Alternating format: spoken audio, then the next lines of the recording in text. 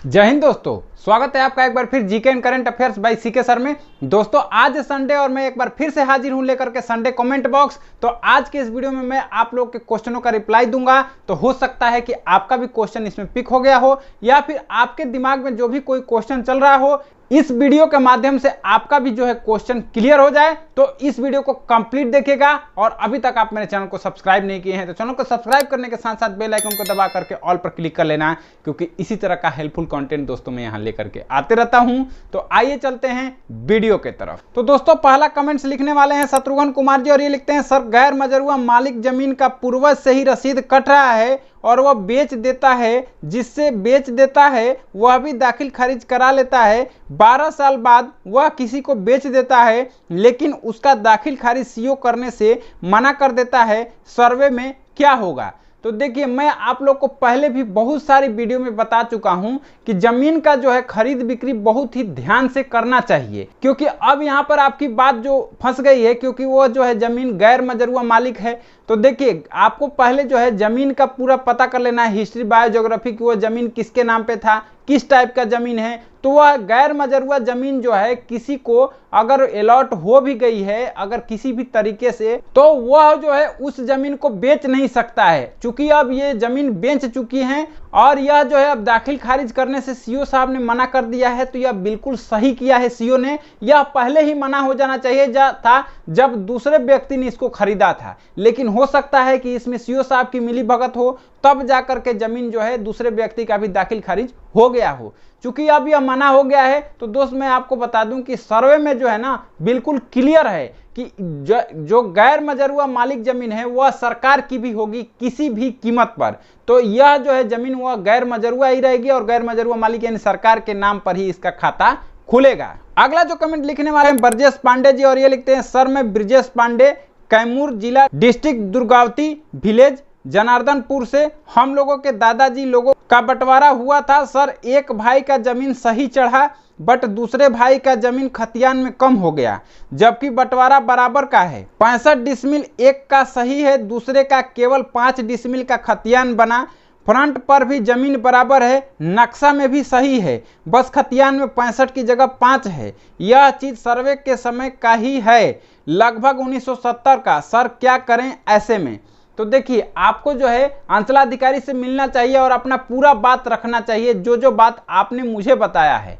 आपका नक्शा में भी है, देखिए मेन जो है नक्शा होता है। नक्शा में अगर आपके नाम पर है वो जमीन तो वह जमीन जो है आपकी ही होगी, आप बेफिक्र रहिए। अगर सीओ साहब इसको परिमार्जन करने के लिए बोलते हैं तो आप परिमार्जन करने के लिए अप्लाई कर दीजिए, बिल्कुल सुधार हो जाएगा। अगर अंचलाधिकारी इस बात को नहीं करते हैं, जब आपके गांव में जो सर्वे होने लगता है, सर्वे टीम पहुंच जाती है, तब जो है आप अपना पूरा 65 डिसमिल का जो है भर कर दीजिएगा, प्रपत्र 2 और वंशावली लगाइएगा। और देखिए आरओआर जो बनता है ना, जिसे रिकॉर्ड ऑफ राइट्स बोलते हैं, वह जो है मेन मैप ही होता है। तो मैप के आधार पर जो है यह जमीन आप ही का है। देखिए 99% जो है जमीन आप ही के नाम से इसका खाता खुलना चाहिए। अगर 1% भी है, जो मान लीजिए कि यह जमीन जो है आपके नाम से खाता नहीं खुलता है ड्यू टू पिछले सर्वे में 5 डिसमिल है, तो आप बिल्कुल बेधिक्र जो है आप सिविल कोर्ट जा सकते हैं और अपना जो है पिटीशन डाल सकते हैं कि यह जो है 65 डिसमिल जमीन देखिए नक्शा में भी था और अभी भी मेरे नाम पे होना चाहिए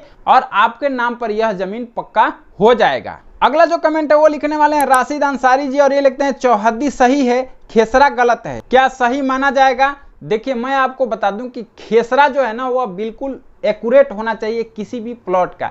खेसरा नंबर ही जो है वह आपके बताता है कि जो है खेसरा नंबर किसके नाम पे है। खेसरा नंबर आपका गलत है, चौहद्दी सही है, उसके आधार पर जो है आप परिमार्जन करा लीजिए, इसको सुधरवा लीजिए। अगर नहीं सुधार होता है तो सर्वे में सुधरवा लीजिएगा, क्योंकि देखिए खेसरा नंबर आपका सुधरवाना बहुत ही जरूरी है, इसको कैसे भी आप सुधरवा लीजिए। अगला जो कमेंट है वो लिखने वाले हैं टेक्निकल व्हाट आर यू, या लिखते हैं, सर 10 डिसमिल जमीन का पर्चा बना है 2010-2009 में, सर्वे में क्या होगा? घर भी बना है।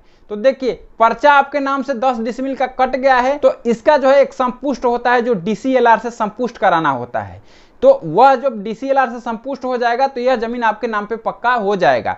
अब सवाल यह है कि आपने जो है डीसीएलआर से इस जमीन को संपुष्ट कराया है, नहीं कराया है। सर्वे टीम जो है जरूर पर्चा के साथ में यह मांगेगी कि आप जो है डीसीएलआर साहब ने जो संपुष्ट किया है वो वाला पर्चा दिखाइए, तो आपको उनको दिखाना होगा और यह दिखाने के बाद इसका जो है सर्वे में जो है आपके नाम से खाता खुल जाएगा। अगला कमेंट जो लिखने वाले हैं वह है कपिंदर कुमार जी और ये लिखते हैं, सर जमीन मैंने रजिस्ट्री कराया, दाखिल खारिज 22 डिसमिल नहीं किया, 6 डिसमिल कर दिया, सुधार करने गया था, कर्मचारी बोला फिर से दाखिल खारिज कराना होगा।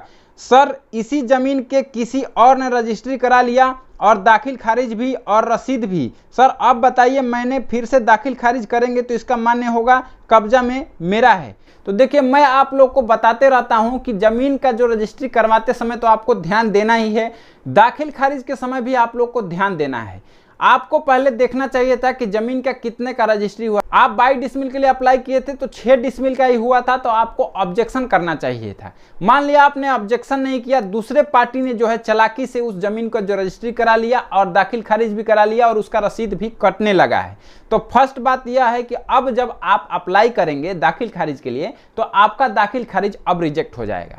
तो अब आपको क्या करना है कि पिछले वाला जो रसीद आपने जब दिया था तो उसका पावती होगा कि मैंने जो है दाखिल खारिज के लिए इतने डिसमिल का जमीन का दिया हुआ है, अगर वह है सब कुछ है तो अब आपको जो है परिमार्जन कराना होगा, अंचलाधिकारी से मिलना होगा। अब चूंकि यह जो है डिस्प्यूटेड लैंड हो गया है तो मेरे ख्याल से अब जो है आपको सिविल कोर्ट का भी चक्कर लगाना पड़ सकता है, क्योंकि देखिए दूसरा पार्टी जो है ऑलरेडी दाखिल खारिज करा लिया। तो अब आपको जो है डीड का कागज ही जो वैलिड होगा कि डीड का कागज आपने पहले रजिस्ट्री कराया है तो दूसरे पार्टी को रजिस्ट्री नहीं करवाना चाहिए था। वह पार्टी जो है रजिस्ट्री करा के आपसे तेज निकला और पहले जो है दाखिल खारिज करा लिया, तो अब आपको जो है संभवतः सिविल कोर्ट जाना पड़ सकता है। अगर जो है अंचलाधिकारी और डीसीएलआर जो है दूसरे व्यक्ति का जो है आप दाखिल खारिज नल एंड वॉइड नहीं करते हैं तो आपको जो है सिविल कोर्ट जाना होगा। बेहतर यही होगा कि आप डीसीएलआर को कंप्लेन कीजिए और डीसीएलआर साहब से मिल करके पूरा आप बात रखिए, अपना जो है तथ्य रखिए बिल्कुल प्रूफ के साथ। तो डीसीएलआर साहब जो हैं, जो दूसरा पार्टी है उसका जो है म्यूटेशन नल एंड वॉइड कर सकते हैं और इसमें जो है आपका म्यूटेशन फिर से हो जाएगा। तो दोस्तों आज की यही कमेंट्स थे। उम्मीद है यह वीडियो आप लोग को अच्छा लगा होगा। वीडियो अच्छा लगे तो वीडियो को एक लाइक कर देना और अपने दोस्तों के साथ भी शेयर कर देना, ताकि जो है उनका भी मन में कोई क्वेश्चन हो तो उनके भी क्वेश्चनों का रिप्लाई मिल जाए। और अभी तक आप मेरे चैनल को सब्सक्राइब नहीं किए हैं तो चैनल को सब्सक्राइब करने के साथ साथ बेल आइकन को दबा करके ऑल पर क्लिक कर लेना, क्योंकि इसी तरह का हेल्पफुल कंटेंट दोस्तों मैं यहाँ लेकर के आते रहता हूँ। तो मिलते हैं नेक्स्ट वीडियो में एक नए टॉपिक के साथ, तब तक के लिए जय हिंद।